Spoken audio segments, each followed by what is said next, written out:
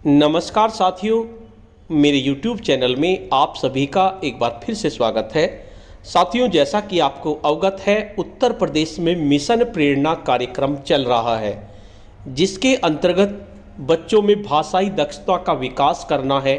यानी कि हमें एक फाउंडेशन लर्निंग शिविर चलाना होगा, जिसमें हम कोशिश करेंगे कि बच्चों में भाषाई दक्षता और गणितीय दक्षता का विकास हो जाए।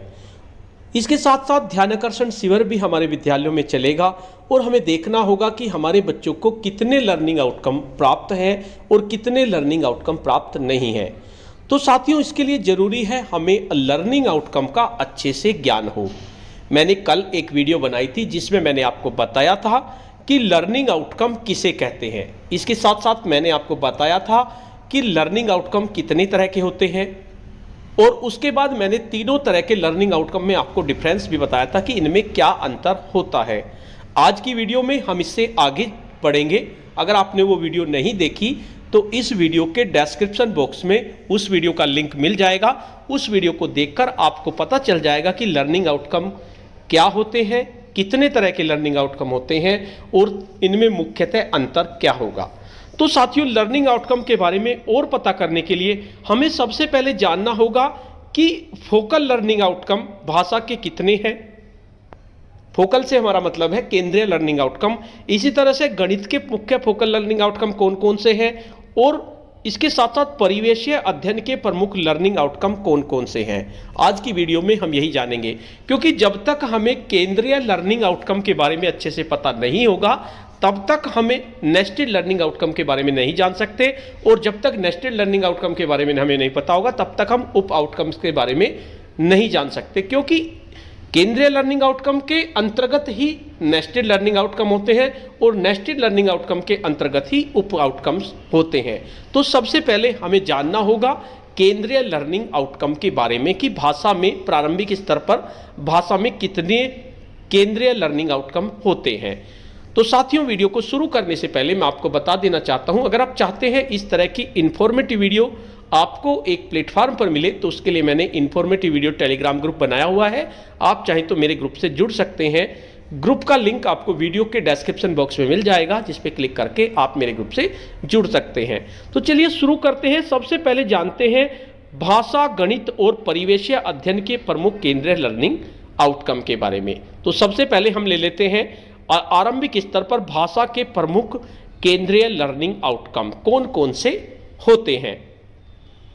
बच्चों में भाषाई कौशलों के विकास के लिए 4 केंद्रीय आउटकम विकसित किए गए हैं। यानी भाषा का कौशल का विकास हमें बच्चों में करना है तो उसके लिए 4 केंद्रीय लर्निंग आउटकम डिसाइड किए गए हैं। केंद्रीय लर्निंग आउटकम से हमारा मतलब है जो व्यापक स्तर पर होते हैं, यानी सबसे बड़े। कक्षा शिक्षण वाले लर्निंग आउटकम बाद में आते हैं, पहले इनका पता होना चाहिए कि क्या एक केंद्रीय लर्निंग आउटकम के अंतर्गत हमें कितने नेस्टेड लर्निंग आउटकम है और उसके अंतर्गत कितने उप आउटकम्स है, वो हम नेक्स्ट वीडियो में देखेंगे। आज हम यही देखेंगे कि भाषा में कौन कौन से होते हैं। ये आउटकम भाषा के 4 बुनियादी और वृहद शिक्षण क्षेत्रों या कौशलों का प्रतिनिधित्व करते हैं। यानी भाषा के जो हैं आपके 4, इस तरह का प्रश्न भी आ जाता है कि भाषा के बुनियादी कौशल कौन कौन से हैं या भाषा के प्रमुख केंद्रीय लर्निंग आउटकम कितने हैं। ये प्रश्न आपका अक्सर आया है बहुत सारी परीक्षाओं में। तो भाषा के 4 बुनियादी और वृहद शिक्षण क्षेत्र या कौशल होते हैं। एक होता है, सबसे पहला होता है सुनना और बोलना। दूसरा होता है पढ़ना और लिखना। तो 2 तो इसमें ही आ गया आपके सुबोपली में, सुनना और बोलना, पढ़ना और लिखना। तीसरा जो होता है बुनियादी कौशल वो होता है भाषा संरचना और व्याकरण। और चौथा जो होता है वो होता है कल्पना और सृजनशीलता। 4 बुनियादी कौशल होंगे भारत की भाषा के, सुनना और बोलना, पढ़ना और लिखना, भाषा संरचना और व्याकरण, और कल्पनाशीलता और सृजनशीलता। ये 4 बुनियादी कौशल है और इन 4 बुनियादी कौशलों पर ही 4 केंद्रीय लर्निंग आउटकम डिसाइड किए गए हैं।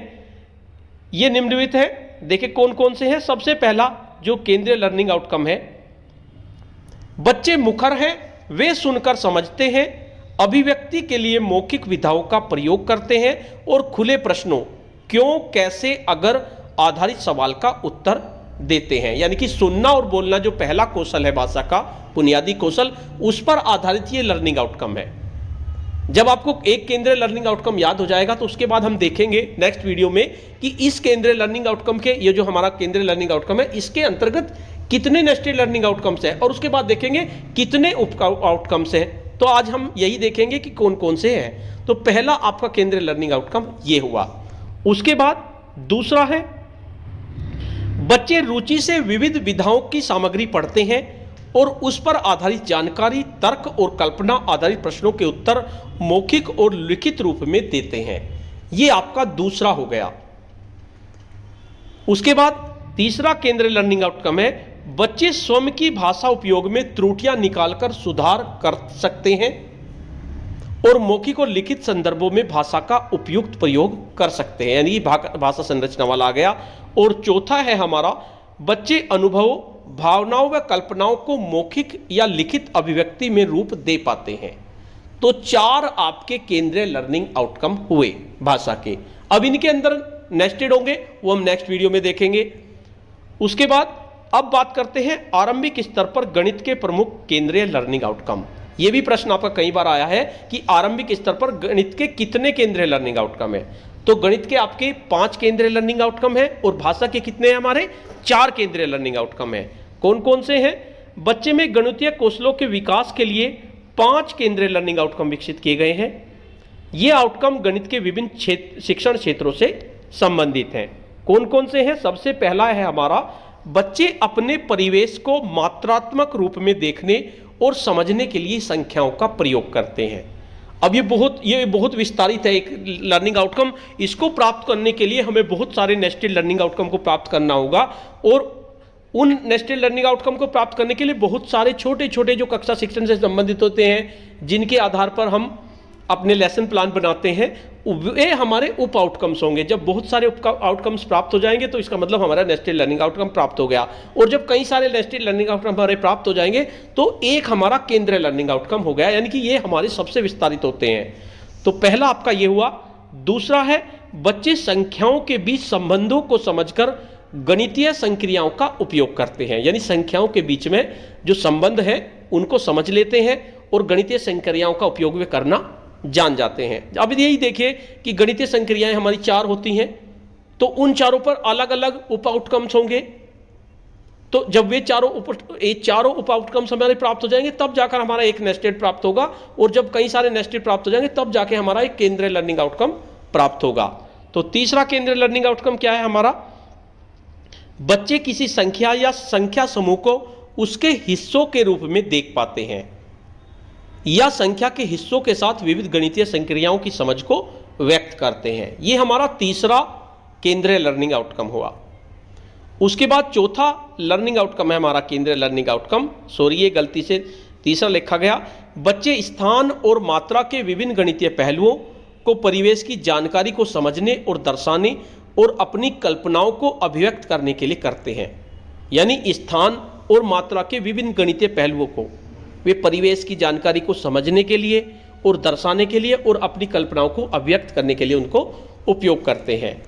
उसके बाद पांचवा है हमारा, बच्चे समय, मुद्रा और आंकड़े का महत्व समझते हैं तथा उसका उपयोग अपने जीवन को बेहतर बनाने के लिए करते हैं। तो ये एक तरह से हमारा केंद्रीय लर्निंग आउटकम हो गया पांचवा। अब देखिए, बच्चे समय भी ले रहे हैं इसमें, मुद्रा और आंकड़ों का महत्व समझने लगे।